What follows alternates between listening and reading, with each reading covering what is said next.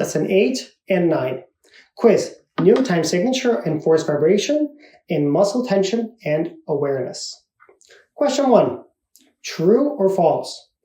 Cut time has a different sum of the measure in 4/4 time.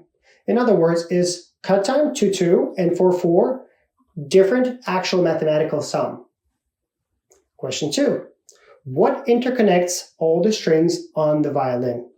So what is the key ingredient that makes the entire thing of the violin work? What is the interconnected object that connects all the strings? Question 3. The sound of the violin is created by blank of the string, which travel through the blank of the violin and make the violin vibrate, changing air pressure and creating sound.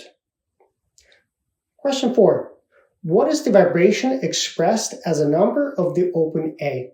In other words, how fast does the open A vibrate per second? What is that number? Question 5. What does capital H, lowercase z stand for?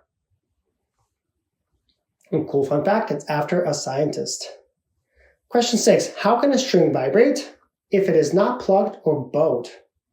In other words, when you play 1 on G, why does the open A and open E vibrate? Because of what phenomenon, what physics concept that we discussed earlier. Lesson 9, muscle tension and awareness. Muscle tension or tension is not bad. You hear a lot of people saying, oh, terrible, awful. Not so fast. Without muscle tension, we would not be able to breathe, stand, walk, or play the violin. In order to create movement, our muscles need tension to contract and then relax. In other words, tension or just tension by itself isn't a bad thing at all.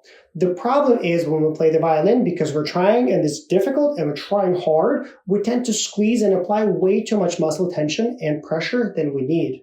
But muscle tension in itself isn't bad. If we had complete relaxation, we would just be falling down on the ground. So to say that muscle tension is bad is just not accurate. It's excessive muscle tension that is bad. And we need to learn how to control it and be aware of it. Did you know that your body has about 600 muscles? We have about 200 bones and 600 muscle. And each muscle and muscle group does different things. Our job is to train them to do what we want, such as telling fingers to apply pressure and hold the violin and bow, or telling shoulders to chill so we can move our hands. So muscle tension in itself isn't bad. It's uncontrolled and excessive tension that is really terrible. Now, the reason we tend to squeeze like crazy and work hard when we play the violin has to do with the way that our body works. We have 600 muscles, and the way our body and our brain makes it easier for us to move around and do everyday tasks is we will always engage naturally and without thinking about it. We will engage as many muscles as we possibly can. So when we walk, for example, we're actually using the entire body. I can feel my neck, my back, my front, my side, my legs, my hips. I can pretty much, when we walk, we use our entire body. And that simple concept is why being relaxed on the violin is so difficult. When we have to hold the hands up and we have to apply pressure with the hands, we naturally will engage as many muscles as we can. And so we have to train ourselves to be very selective about what and how we press and use. Think of it this way.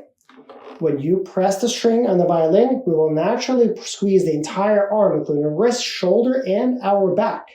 So try to do the following. Train your fingers to squeeze the string or press the string gently and controlled, not any more than you have to. Press your finger, relax your hand.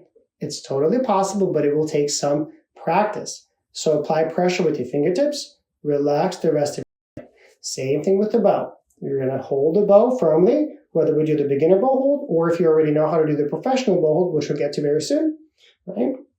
So strong fingers, relax the rest of the body. I hope you found this helpful. I'll see you in the next lesson. Thanks for watching.